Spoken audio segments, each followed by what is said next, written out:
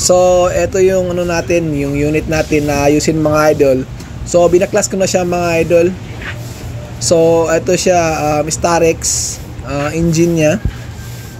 So, pamilya niyo, itong unit na ito is Starex lang mga idol.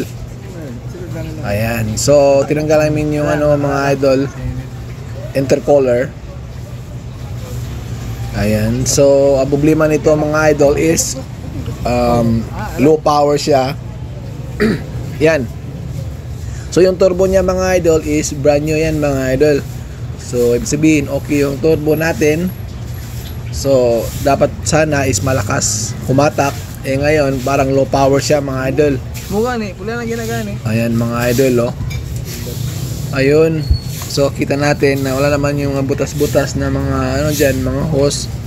Na-clip naman yan ng maayos. Yung mga hose niya mga idol. Ayan.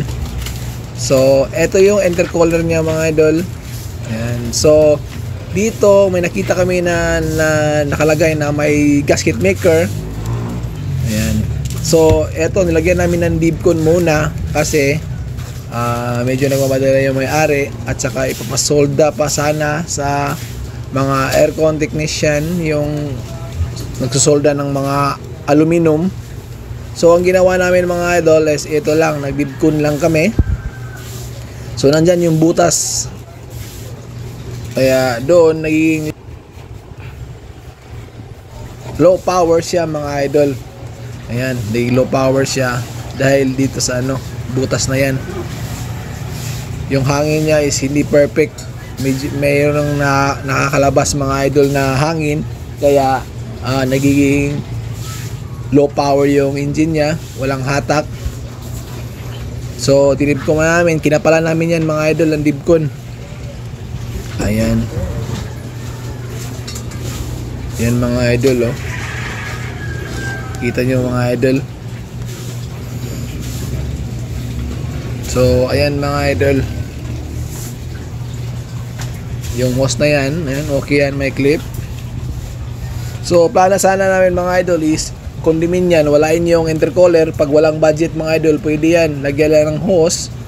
At saka, ano mo, dyan, ilagay mo yung hose dyan, pa letter C, para, ano, ang turbo niya, hindi na sisingaw, mga idol. Kahit hindi na yan gamitin yung intercooler, yan lang, lagyan ng hose dyan, o i-convert lang natin yan, mga idol. Pwede yan, mga idol. Yan.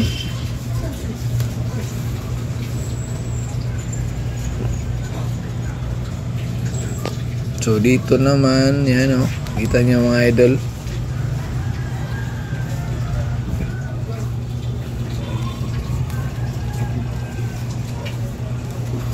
So, hintayin natin yun na ano, tumuyo yung ano, yung dibcon.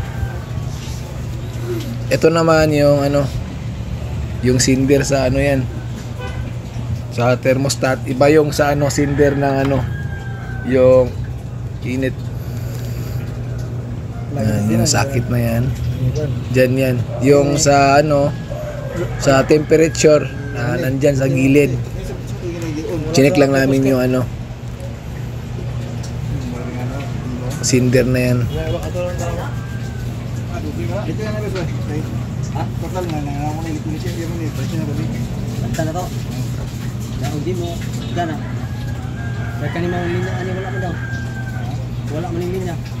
Kung walang budget mga idol, pwede i-condemn yung turbo lang, yung i-ano lang letter C, lagyan ng hose para ang higop niya ano, para hindi na may low power. Okay lang yan mga idol.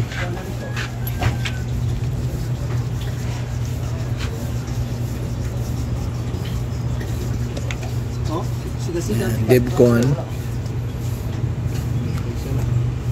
Di ba, subay yung mga helmet. Ang sabi kayo ba yung signal ba? Signal bro. So, yan lang mga idol ha. Dibcon lang katapat muna. Temporahe lang muna yan. Pag walang budget. Yan o, makapal yan. Tapos matigas. Kasi dibcon yan eh.